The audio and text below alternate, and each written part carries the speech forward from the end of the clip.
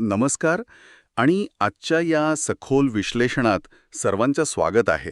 आज आपण एका खूपच रंजक आणि म्हणजे थोडा वेगळ्या विषयाच्या मुळाशी जाणार आहोत. हो, आणि आजचे जे आपले स्रोत आहेत ना, ते काउन्सिलिंग आणि हिप्नोथेरपी या विषयावर आधारित आहेत. बरोबर. सायकोलॉजी किंवा मानवी मनाबद्दल आपण नेहमीच ऐकत असतो. पण आजचा आपला दृष्टिकोन जरा वेगळा आहे. नक्कीच वेगळं आहे, कारण आजचं आपलं मिशन फक्त मानवी मन वरवर समजून घेणं हे नाहीये. हं, तर एक थेरपिस्ट किंवा उपचारक आपल्या क्लायंटच्या मनात नक्की कसा डोकावतो, आपल्या शरीरातील वेदना आणि आपल्या भावनांचा काय संबंध असतो, हे आपण बघणार आहोत. आणि ते सेल्फ लव्हबद्दलही खूप काही आहे यात. अगदी सेल्फ लव्हची खरी आणि प्रॅक्टिकल व्याख्या काय आहे, हे सगळं उलगडून दाखवणं हे आजचं मुख्य उद्दिष्ट आहे. चला तर मग हे समजून घेऊया, कारण हे सगळं वाचताना मला एका रंजक कथेसारखंच वाटत होतं. सर्वात आधी मला वाटतं आपण कनेक्शनची जादू किंवा ज्याला रॅपोर्ट म्हणतात त्यावर बोलूया. हो, रॅपोर्ट खूप महत्वाचा आहे. म्हणजे कोणत्याही यशस्वी उपचाराची सुरुवात ही रॅपोर्ट प्रस्थापित करण्याने होते, असं या स्रोतांमध्ये स्पष्ट सांगितलंय. अगदी बरोबर. रॅपोर्ट म्हणजे विश्वास आणि सामंजस्य. जर तो नसेल तर पुढची कोणतीही गोष्ट घडू शकत नाही. आणि ह्यात सगळ्यात गमतीची गोष्ट काय माहितीये? काय? हा रॅपोर्ट केवळ शब्दांतून तयार होत नाही. इथे मिररिंग आणि मॅचिंग नावाची एक भन्नाट संकल्पना वापरली जाते. हो, मी वाचलं ते. हे सगळं अनकॉन्शियस किंवा अवचेतन पातळीवर होतं ना? हो, थेरपिस्ट अत्यंत नकळतपणे क्लायंटच्या बॉडी लँग्वेजशी समरस होतो. म्हणजे जर क्लायंट श्वास हळू घेत असेल तर थेरपिस्टही आपला श्वासोच्छवासाचा वेग तसाच ठेवतो. एक्झॅक्टली. डोळ्यांची उघडझाप करण्याचा वेग, बसण्याची पद्धत हे सगळं नकळत कॉपी केलं जातं. बापरे. पण यात सर्वात महत्वाची गोष्ट ही आहे की समोरच्या व्यक्तीला याची अजिबात जाणीव होऊ द्यायची नसते. हा मला पूर्णपणे समजून घेतोय. खरंय. आणि ह्या संकल्पनेमध्ये एक क्रॉसओव्हर मॅचिंग नावाचा प्रकार मला खूप इंटरेस्टिंग वाटला. पण तो थोडा गुंतागुंतीचा वाटतोय. खरं तर तो प्रगत प्रकार आहे. क्रॉसओव्हर मॅचिंग म्हणजे एकाच वेळी दोन वेगवेगळ्या सेन्सरी मोड्सना जोडणं. म्हणजे नक्की कसं? समजा क्लायंट ऑडिओ मोडमध्ये आहे, म्हणजे तो एखाद्या संगीताच्या तालावर रिलॅक्स होत आहे. अशा वेळी थेरपिस्ट काय करतो? तो संगीत वाजवतो? नाही, तो थेट तोच आवाज निर्माण न करता त्या संगीताच्या तालावर क्लायंटच्या खांद्यावर हलकेच टॅप करू शकतो किंवा क्लायंटच्या श्वासाच्या वेगाशी जुळवून घेत खांदा हळूच दाबू शकतो. अरे वा. म्हणजे जे रिदम ऐकू येतंय त्याला स्पर्शाच्या माध्यमातून मॅच केलं जातंय. अगदी बरोबर.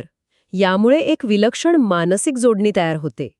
किनेस्थेटिक किंवा स्पर्श हा मज्जासंस्थेला सर्वात वेगाने शांत करतो. म्हणजे एक प्रकारचा ग्राउंडिंग इफेक्ट मिळतो आणि मग क्लायंटला सुरक्षित वाटू लागतं. हो, आणि इथूनच मग भूतकाळाचा शोध घेणं सोपं जातं. भूतकाळाचा शोध म्हणजे नोट्समध्ये जो प्री इंडक्शन इंटरव्ह्यू आहे त्याबद्दल आपण बोलतोय ना? हो, थेरपिस्ट क्लायंटची संपूर्ण लाईफ हिस्ट्री गोळा करतात. पण मला एक प्रश्न पडला होता. जन्मण्यापूर्वीच्या काळापासून म्हणजे प्री नॅटल हिस्ट्री, बालपणीच्या सवयी, भावंडांसोबतचे संबंध, ते अगदी आत्ताच्या वैवाहिक आयुष्यापर्यंत इतकी सखोल माहिती का लागते? कारण मला स्रोतातील एक अतिशय मार्मिक वाक्य आठवतंय. ते बाहेरून प्रौढ किंवा ॲडल्ट्स असतात, पण आतून लहान मुले असतात. क्या बात आहे. खूपच डीप आहे. हो ना. शारीरिकदृष्ट्या आपण मोठे होतो, पण आत कुठेतरी एका लहान मुलाच्या भावनिक गरजा अपूर्ण राहिलेल्या असतात. कौटुंबिक रहस्य बाहेर काढण्यासाठी त्यांचा तो विश्वास जिंकावा लागतो. ठोला. शरीराच्या वेदनांचा एक उद्देश असतो. Purpose of symptoms. हो, सर्वसाधारणपणे आपण वेदना म्हणजे काहीतरी वाईट असं समजतो. पण ह्या अभ्यासानुसार त्या वेदना आपल्याला सांगत असतात की आपण कुठेतरी चुकीच्या मार्गावर आहोत. हे माइंड बॉडी कनेक्शनचं उत्तम उदाहरण आहे. नोट्समध्ये पाठीच्या दुखण्याचं जे उदाहरण दिलंय ते बघा. हो, पाठदुखी. पाठदुखी ही केवळ अपघातामुळे होत नाही. अनेकदा ती नातेसंबंधातील समस्या, दुर्लक्ष किंवा प्रेमाचा अभाव यामुळेही असू शकते. म्हणजे जर आयुष्यात प्रेमाची कमतरता असेल तर शरीर आजारी पडून ती पोकळी भरून काढायचा प्रयत्न करतं. होय, कारण आजारी पडल्यावर लोक आपोआप लक्ष देतात. हा एक डिफेन्स मेकॅनिझम आहे. आणि सर्वात महत्वाची गोष्ट, जर एखादी व्यक्ती आपल्या मनातील राग सोडून देण्यास तयार नसेल तर ती वेदना कधीच बरी होऊ शकत नाही. म्हणजे मन शांत झाल्याशिवाय शरीर निरोगी होऊ शकत नाही. हे खूपच म्हणजे डोळे उघडणार आहे. अगदी. आता आपण मनाच्या ताकदीकडे किंवा स्ट्रेंथ्सकडे वळूया. या स्रोतांमध्ये मानवी शक्तींवर प्रकाश टाकलाय. पॉवर टू टॉलरेट आणि पॉवर टू अकॉमोडेट. हो, सहनशीलता आणि सामावून घेण्याची शक्ती. यात चाइल्ड अँड मास्टर ही संकल्पना खूप छान समजावून सांगितली आहे. चाइल्ड अँड मास्टर, एकाच वेळी मूल आणि मालक कसं असावं?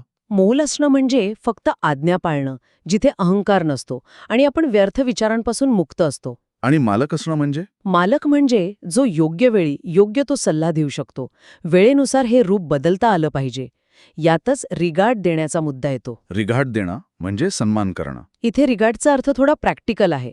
दुसऱ्याच्या कल्पनेला थेट नकार न देता आधी होय म्हणणं, ज्याला हांजी म्हणणं असंही म्हणलंय. अच्छा, म्हणजे जर कोणी काही सुचवलं हां. तर थेट नाही म्हणण्याऐवजी हो, हा विचार चांगला आहे, पण आपण असंही करू शकतो असं म्हणणं. अगदी बरोबर. यामुळे संवाद किती सोपा होतो ना. हो, वाद टळतात. पण जशा या पॉझिटिव्ह बाजू आहेत तशा कमकुवतपणा किंवा विकनेसेस पण आहेत. नक्कीच आहेत. अहंकार आणि आळस. हो, आळसाला तर चक्क 6वा विकार म्हटलंय. आणि या कमकुवतपणावर मात करण्यासाठी तिथे एक गेस्ट हाऊसची भन्नाट संकल्पना दिली आहे. गेस्ट हाऊस, रुमीच्या कवितेसारखं. हो, तसंच. या जगाला एक गेस्ट हाऊस समजायचं. म्हणजे कोणतीही आसक्ती किंवा अटॅचमेंट राहणार नाही. पाहुणा जसा येतो, राहतो आणि निघून जातो, तसाच दृष्टिकोन असायला हवा. हे खूप छान आहे. आणि ते जे व्यर्थ विचार असतात, ज्याला आपण ओव्हरथिंकिंग म्हणतो, त्यावर फुलस्टॉप लावायची पद्धती दिलीये. बरोबर.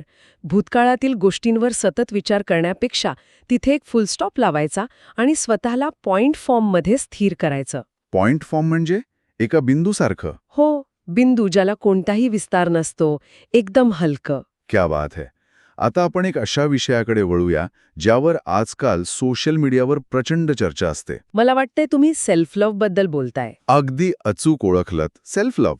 आजकाल याचा अर्थ म्हणजे फक्त छान कपडे घालणं, स्पामध्ये जाणं किंवा स्वतःवर पैसे खर्च करणं असाच घेतला जातो. जो की खूप मोठा गैरसमज आहे. हो ना, पण या नोट्समध्ये स्पष्ट लिहिलंय, self love is an action, not a state of feeling good. स्वतःवर प्रेम करणं ही एक कृती आहे, नुसतं छान वाटणं नाही. आणि यासाठी एक 7 स्टेप प्रिस्क्रिप्शन म्हणजे 7 टप्पे दिले आहेत. चला हे टप्पे उलगडून सांगूया.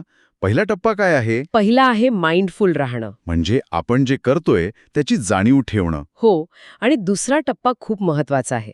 जे हवंय त्यापेक्षा ज्याची गरज आहे त्यावर लक्ष केंद्रित करणं. वॉन्ट्सपेक्षा नीड्स महत्वाच्या. हे थोडं कठीण आहे प्रॅक्टिकली करायला. कठीण आहे, पण गरजेचं आहे. तिसरा टप्पा आहे स्वतःची चांगली काळजी घेणं किंवा गुड सेल्फ केअर. आणि चौथा टप्पा आहे मर्यादा निश्चित करणं, म्हणजे बाउंड्रीज सेट करणं. अगदी बरोबर. जिथे गरज आहे तिथे नाही म्हणता येणं. 5वा टप्पा तर मला खूप आवडला.